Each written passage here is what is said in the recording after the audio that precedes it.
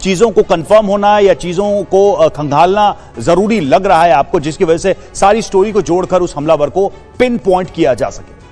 देखिए सर, मैं ये कहना चाहूँगा कि अगर फॉरेंसिक दृष्टि से हम इसमें देखें तो सबसे बड़ा जो लूप होल यहाँ पे सिक्योरिटी का दिखाई देता है, एक तो 12 मंजिला इमारत है जिसमें से 4 फ्लोर जो है सैफ अली खान के हैं और उन 4 फ्लोरों पे भी वो इंसान इतनी आसानी से निकल जाता है, गुजर जाता है और रात के 2:30 बजे। तो पहली चीज़ तो ये है कि वो कोई नोन पर्सन ही हो सकता है जो पहले से किसी भी फ्लोर पर किसी और व्यक्ति के यहाँ जो भी लोग उस बिल्डिंग में रहते हैं वहाँ पर वो रहा हो या वहाँ उसने अपना जो हम कहते हैं जो शेल्टर लिया हो और उसके बाद वो ऊपर पहुँचा। अब सबसे बड़ी बात आप देखेंगे जो CCTV फुटेज आ रही है उस फुटेज में उसके पास एक बैग लगा हुआ है। तो यूजुअली क्राइम जो बर्गलर्स होते हैं या जो रॉबर्स होते हैं वो इस तरीके के उस बैग में टूल्स रखते हैं जिससे वो कहीं तोड़ा ताड़ी कर सकें। तो उन टूल मार्क की भी जांच कहीं ना कहीं होनी चाहिए। और मुझे जो पूरा जो ये मुद्दा लगता है ये बर्गलरी से ज़्यादा कुछ और मोटिव इसके पीछे हो सकता है, क्योंकि उसके पास एक हथियार था। उसने 6 से 7 बार जो सैफ अली खान पर वार किया। तो ये 6 से 7 बार वार करना अपने आप में ये बताता है कि अगर बर्गलर होता, खाली वो बर्गलर होता और वो चोरी के हिसाब से आया होता तो वो एक बार वार करके या मुठभेड़ करके वो वहां से भाग जाता। पर उसने पूरा ये निश्चित करना चाहा कि सैफ अली खान को पूरा जान माल का वहां पे खतरा हो। ये जानलेवा हमला हुआ भी है। तो ये समझना चाहूंगा कि जो सिक्योरिटी को लेकर आपने भी जो क्वेश्चन रेज किए कि ऐसे मामले में इस तरह के सिक्योरिटी लैप्सेस में पुलिस के पास क्या ऑप्शन रहता है? किसी भी सोसाइटी में जो सिक्योरिटी अपरेटस है उसमें पुलिस कैसे इंटरवीन कर सकती है? क्योंकि ज्यादातर तो ये सब कुछ प्राइवेट सिक्योरिटी के ही हाथ में होता है। क्या वाकई में पुलिस को कहीं कोई अधिकार है कि ऐसी सोसाइटीज की सिक्योरिटी, खासकर जब हाई प्रोफाइल लोग रह रहे हो, उनको वो इंश्योर करे? ये देखिए बिल्कुल रवि जी, इसमें सबसे ज़्यादा जो महत्वपूर्ण बात है वो है point of entry and exit.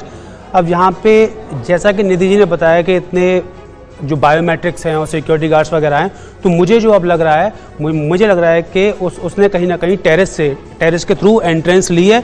वो पहले से किसी और बिल्डिंग में, दूसरी आसपास की किसी बिल्डिंग में रहा होगा, उसने टेरेस से एंट्रेंस ली है और वहाँ से वो दाखिल होकर सीढ़ियों से नीचे वापस गया है।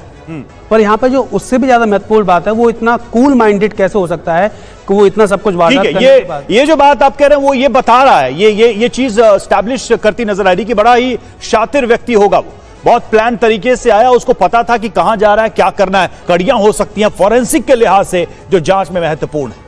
देखिए सबसे पहले रवि जी, जो पॉइंट ऑफ एंट्री और एग्जिट की जैसे हमने बात की, तो फिंगरप्रिंट और फुटप्रिंट वहाँ पे हमें बहुत ज़्यादा महत्वपूर्ण है ये देखने के लिए।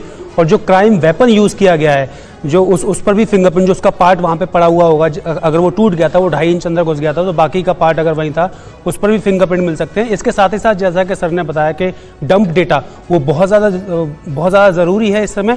और इसके अलावा जो बॉडी स्ट्रेचर है जो हमें CCTV फुटेज में दिखाई दे रहा है कि वो किस तरीके से जो है वो चल रहा है, किस तरीके से वॉक कर रहा है, सीढ़ियों से उतर रहा है, उसका बॉडी की हाइट कितनी है, ये सारी चीज़ें उतनी ही महत्वपूर्ण है उसको पकड़ने के लिए। और मुझे लगता है कि ऐसे केस में पुलिस बहुत जल्दी संदिग्ध को पकड़ लेगी। पर जैसा कि पहले भी यहाँ पे दिख रहा था कि मैंने पहले भी बताया था कि मोटिव कुछ और था।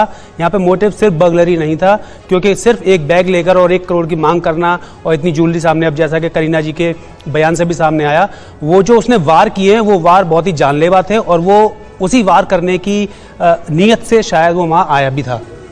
तो आप कह रहे हैं कि हमला करने की नीयत से आया था, यह भी हो सकता है। अब सवाल यहां पर यह है कि इतनी सारी बातें हो गई, इतना सारा इन्वेस्टिगेशन हो गया, एक वाइल्ड गेस मैं आपसे जानना चाहता हूं, क्या ये हमलावर, ये अपराधी मुंबई में होगा या स्टेट छोड़कर निकल गया होगा? आपका गणित क्या कहता है? मेरा गणित ये कहता है कि ये अभी भी कहीं ना कहीं किसी छोटी जगह छुपने की कोशिश कर रहा होगा और जो भी इसके पिट्ठू बैग में पहले रहा होगा वो सब इसने चेंज भी कर दिया होगा।